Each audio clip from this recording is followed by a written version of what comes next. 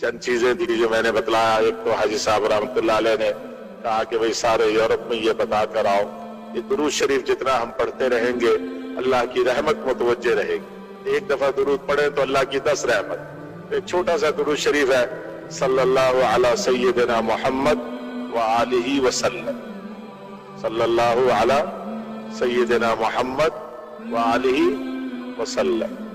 اگر دن میں کوئی 500 دفعہ پڑھ لے تو دنیا اور آخرت میں کسی کا محتاج نہیں ہوگا. 24 گھنٹے میں. یہ ضروری نہیں ہے کہ ایک مجلس میں پڑھ. 5 نمازیں ہیں, ہر نماز کے لیے آتے آتے 50 دفعہ پڑھے, نماز کے سے جاتے جاتے 50 دفعہ پڑھ, 100 دفعہ ہو جائے. صلی اللہ علی سیدنا محمد وآلہ وسلم. علی ایک دفعہ شروع میں, 2 دفعہ نہیں ہے. صلی اللہ علی سیدنا محمد وآلہ وسلم. 500 دفعہ پڑھے, نہ دنیا میں کسی کا محتاج نہ آخرت میں کسی کا محتاج.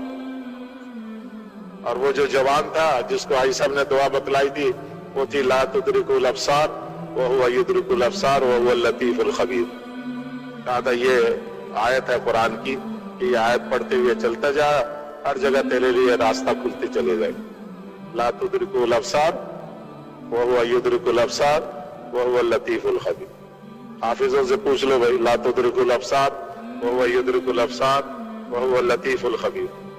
اپنے مسجد کے امام صاحب ہیں ان سے لکھوا لینا,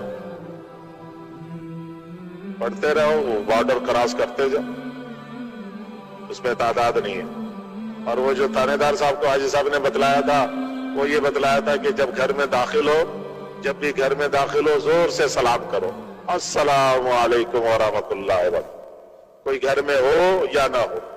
حدیث پاک میں آتا ہے کہ جو گھر میں سلام کر کے داخل ہوتا ہے اس کے لیے اللہ تعالیٰ وافر رزق کا فیصلہ کر دیتا. صرف سلام کرنے پر وافر. جب گھر میں داخل ہو سلام کر. حضور نے فرمایا اگر گھر میں کوئی نہ ہو تو بھی سلام کرو, تمہارا یہ سلام فرشتے مجھے پہنچاتے ہیں اگر گھر میں کوئی نہ ہو. حاجی صاحب نے اسے کہا کہ صرف گھر میں جب داخل ہو سلام کرو اور پھر کوئی سا بھی درود شریف پڑھ لو, صلی اللہ علیہ وسلم. یہ بھی درود ہے, چھوٹا درود. اور پھر ایک دفعہ بسم اللہ الرحمن الرحیم پڑھ لو, اور پھر ایک مرتبہ قل هو اللہ احد اللہ الصمد لم یلد ولم یولد ولم یکن لہ کفوا احد. بس سلام, درود شریف, بسم اللہ, سورہ اخلاص. تو مشکل چیز تو نہیں ہے. پیسے لگیں گے, اس پہ خرچہ ہوگا. جب گھر میں داخل ہو فرمایا یہ عمل کر کے اندر داخل ہو.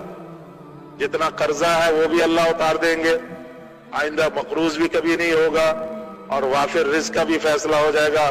نہ کسی کے پاس جانے کی ضرورت, نہ مانگنے کی ضرورت.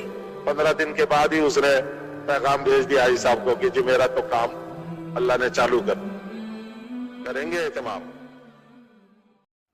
اللہ پاک سے دعا ہے کہ اللہ تعالی ہمیں اس پر عمل کرنے کی توفیق عطا فرمائے.